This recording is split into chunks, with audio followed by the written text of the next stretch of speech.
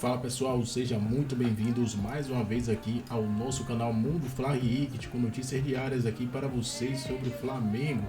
Já vai deixando o seu like, se inscreva, ative o sino e compartilhe nossos vídeos com os seus amigos. Uma peça ou outra ali fazendo a diferença. E vai ser mais organizado. Vai ser mais organizado, mas não vai fugir muito do que, o Flamengo quer voltar a ter o que o Jorge Jesus tem. Não, mas o Flamengo quer voltar a ter título. E com o Tite pode ter título. Agora, Rodrigo Viga tá com a gente, né, direto do Rio de Janeiro. Ô Viga, eu disse que isso dá um ânimo sim pro campeonato, tá? Dá um ânimo quando você tem o grande rival do Botafogo se aproximando do Botafogo com um técnico novo, 100% de aproveitamento. É óbvio que dá uma graça pro futebol, pro campeonato, como dá também o Red Bull Bragantino tá se aproximando.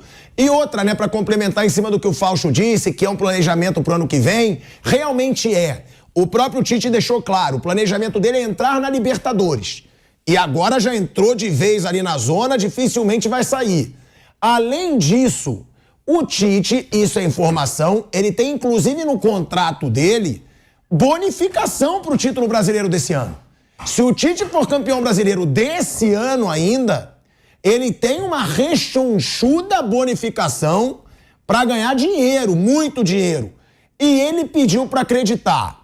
Viga, o que falar do jogo de hoje, né? Da partida, porque foi o que eu falei aqui. Eu achei um excelente jogo do Vasco também. É bom deixar claro, o Vasco jogou muito bem o jogo de hoje. Mas perdeu, né? Mas acabou cansando, como sempre vem acontecendo com esse time do Vasco nos últimos jogos. E o Flamengo aproveitou e sai com a vitória, Rodrigo Viga. Tudo bem, Pilhado? Boa noite pra você, pra rapaziada toda na mesa aí. Queria fazer um preâmbulo, um prefácio. Quando eu ouço o Piperno elogiando o Flamengo, eu fico preocupado, rapaz, porque deve ser um agouro danado. Dito isso, viu, o Pilhado, o Flávio, o Fausto, amigos ouvintes, espectadores internautas da Jovem Pan, parabéns pro futebol. Vimos um jogo de futebol. Eu tinha certeza plena e absoluta que ia ser um clássico diferente daquele do primeiro turno, porque o primeiro turno não teve nem graça.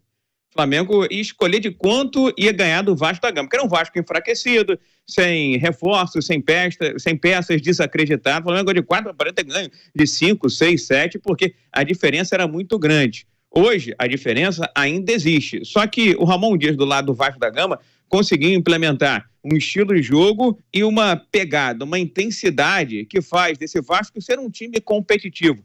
Eu concordo com você, Pilhado. É que o Vasco tem um problema clássico, claro, nesse Campeonato Brasileiro. Quando começa a usar o banco de reservas, não só tecnicamente, mas também fisicamente, o que é curioso, o time tem um downgrade, tem uma perda significativa. E já o Flamengo, quando mexe, troca Gabigol e sai o Pedro.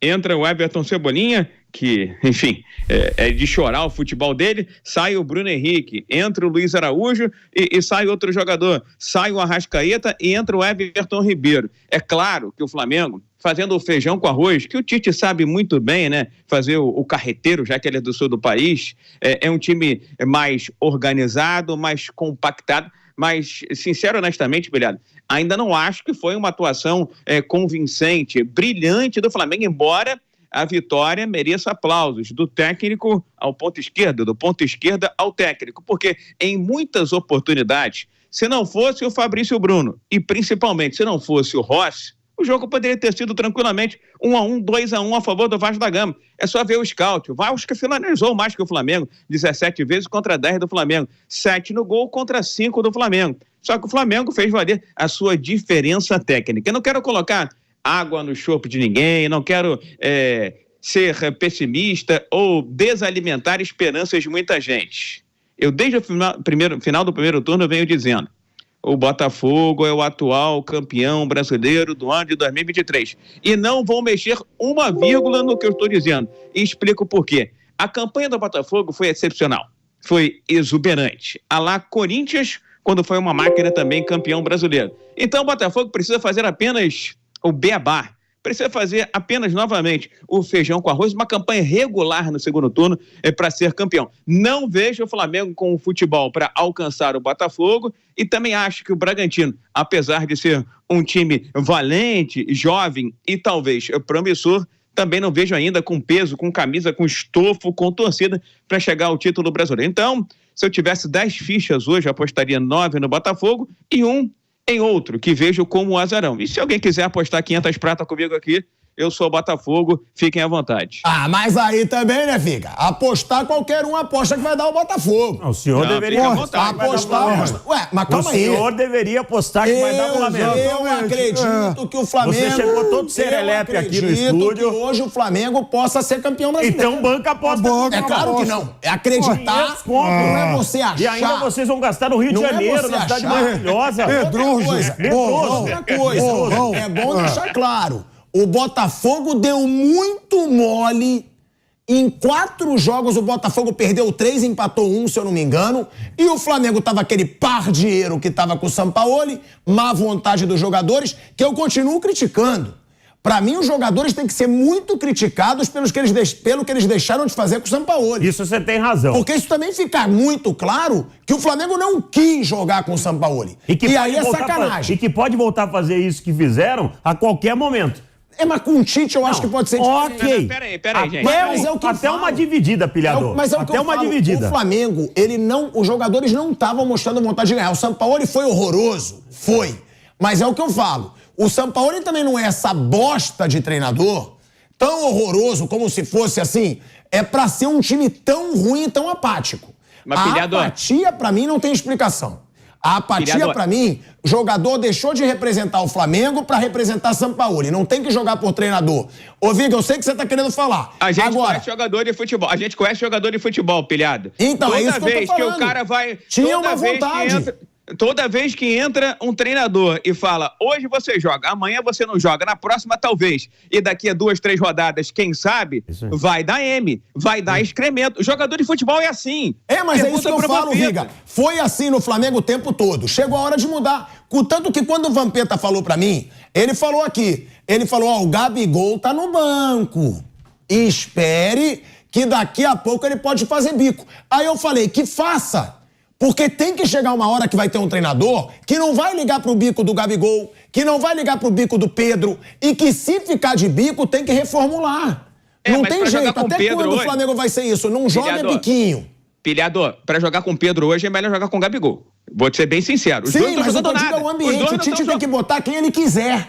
Exato, lógico, ele tem que ter autonomia, tem que ter independência. Agora, pra jogar com o Pedro hoje, o Pedro não é nem sombra. Não é nem uma nesga, um naco daquele Pedro que a gente defendeu aqui inúmeras vezes no microfone da Jovem Pan na seleção brasileira. Se é pra jogar com o Pedro, eu prefiro jogar com o Gabigol. O Gabigol tá brigando com a bola. É verdade. O Gabigol não faz gols há 8 partidas. Tudo isso é verdade. Mas o Gabigol cai na esquerda, cai na direita, recua, morde, reclama, provoca, faz o diabo a 4. O que o Pedro faz? O Flamengo hoje com o Pedro em campo, com todo respeito ao Pedro, que foi um cara que eu sempre elogiei e defendi muito aqui pela história, até pelo jeito que ele saiu do Flamengo quando era moleque, tinha 13, 14 anos de idade, que achava que ele era muito grande, uma lombriga desengonçada. Mas vamos lá.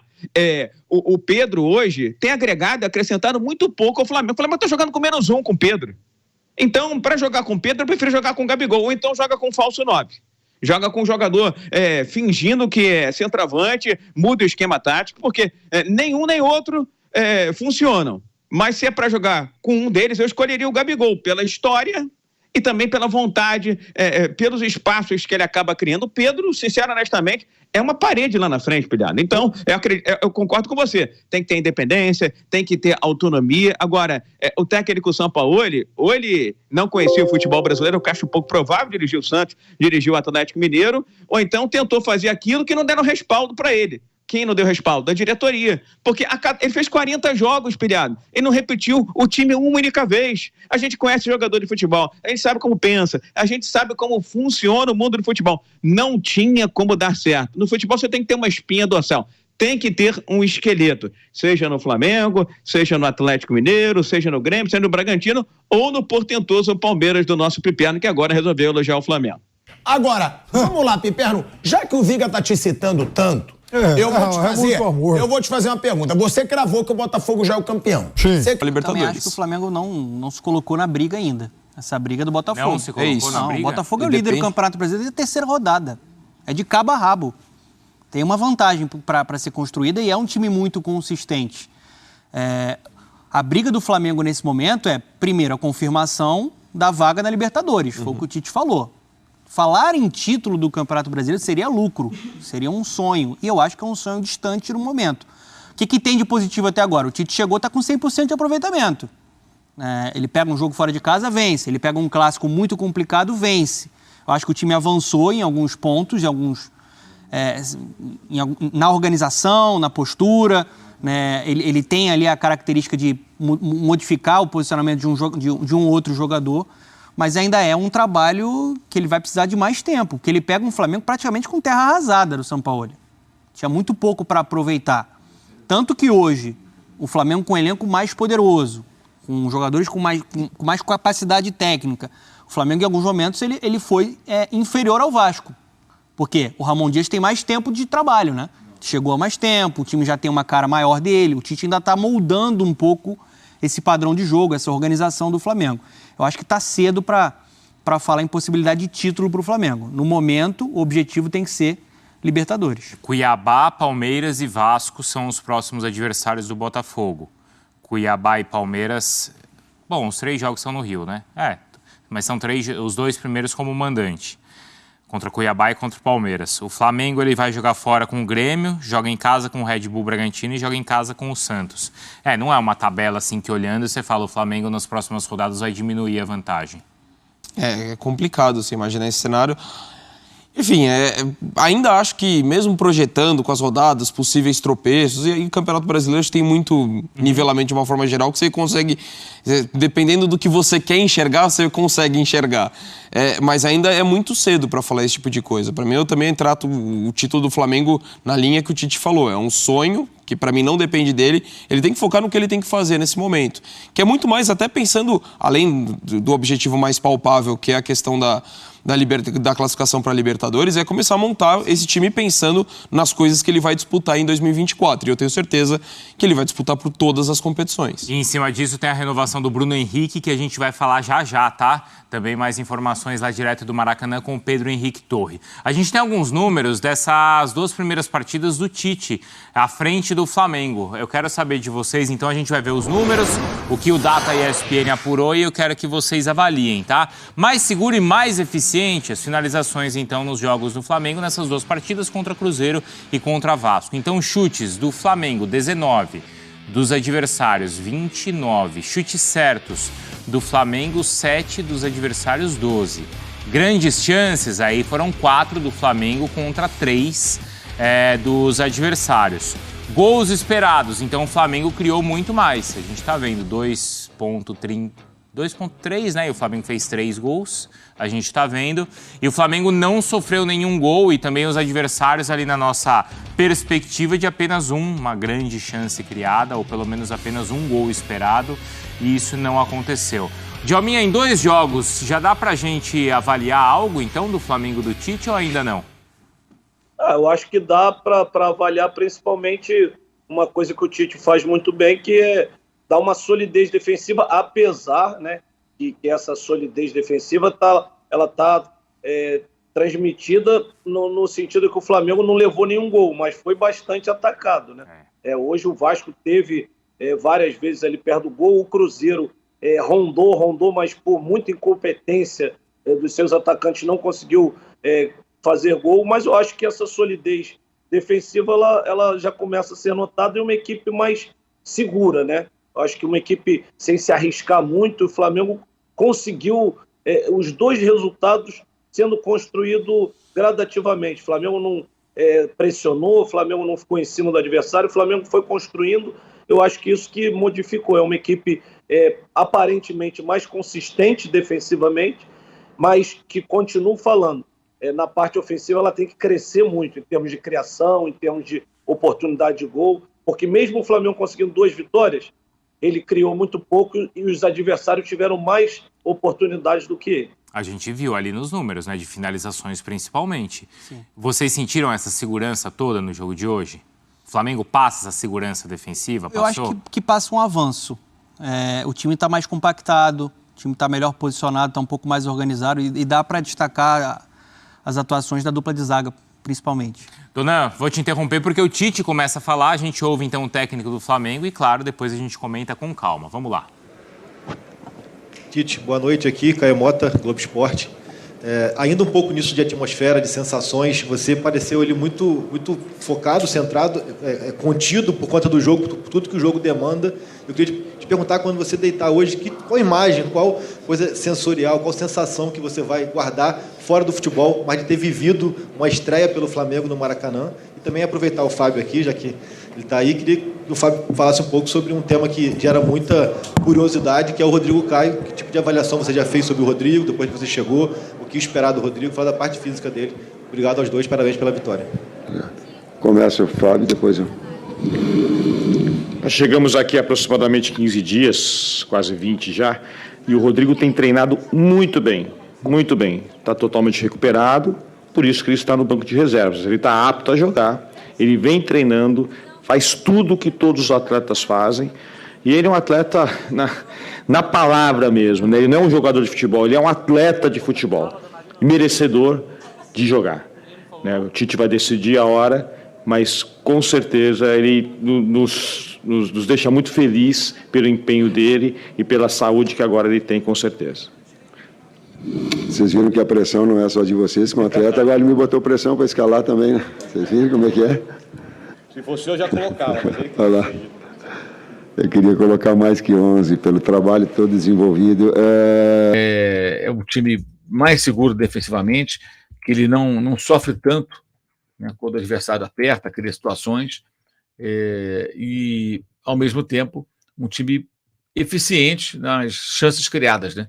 Não criou tanto e venceu o jogo. É um Flamengo muito distante daquilo que o torcedor espera ver, mas também eu acho, sinceramente, não dá para esperar que em 1, 2 jogos, técnico algum mude tão radicalmente o perfil da equipe e transforme o Flamengo numa equipe que joga um futebol competitivo, mais vistoso, de maior imposição. Acho que não há tempo para isso. É uma coisa de cada vez, né? Acho que as coisas são bem aos poucos. Eu acho que já houve progressos, mais equilíbrio, mais segurança, menos instabilidade, mais capacidade de suportar pressão no momento que o adversário agride. O Vasco hoje incomodou bastante o Flamengo, mas o importante é que o time mostre progressos, né? Pouco a pouco ele possa evoluir, mostrar evolução, mostrar algo mais. Eu acho que não dá para ter pressa também, querendo tudo ao mesmo tempo. Não vai acontecer. Não vai acontecer. Aí é iludir o torcedor, adotar um discurso de que, não, já tem que jogar mais, assim. O Vasco já tem, bem ou mal, embora o elenco do Flamengo tenha mais qualidade nos seus jogadores, o Vasco já tem o mesmo técnico há mais tempo, já é um trabalho mais consistente do técnico Ramon Dias, que é um bom treinador, né? E o Vasco é um time que não se acovarda, é um time corajoso, é um time que vai à frente, é um time que ataca, é um time que agride, é um time que busca o gol. O Renato Martini falando que o time é o mesmo, alterações idem, mas que quando o time quer derrubar o técnico, sabe o que fazer. O Rossi é melhor que o Matheus Cunha, na opinião do Felipe, o Bruno Leal falando que o Vasco jogou bem, se fosse outros tempos, o Flamengo teria perdido. E até o Gabriel deu sinal de melhora. De certa forma, participou do gol, né? Não foi nada de especial, assim, mas participou da jogada fundamental. O Renato Macedo, primeira mexida do Tite resultou em gol, já a segunda deixou o time torto com o Luiz Araújo e o Gabigol pela esquerda. Mas a jogada do gol foi com o Gabigol pela esquerda, Renato. Aí não estou entendendo o seu comentário. É meio contrassenso isso aí. O Adriano Bueno de Ourinhos com a gente, o Almir Lemos Lobo também. Gabriel não fez nada para falar que teve sinais de melhoras. Não acho que teve sinais de melhoras. Eu acho que sim, participou da jogada do gol. Ele cruzou, a bola foi rebatida e o Gerson finalizou e fez o gol. Também não foi ele que deu uma assistência, nada demais também, né? Mas, assim, do ponto de vista do técnico, ele colocou o cara na esquerda, a jogada foi com ele e surgiu o gol.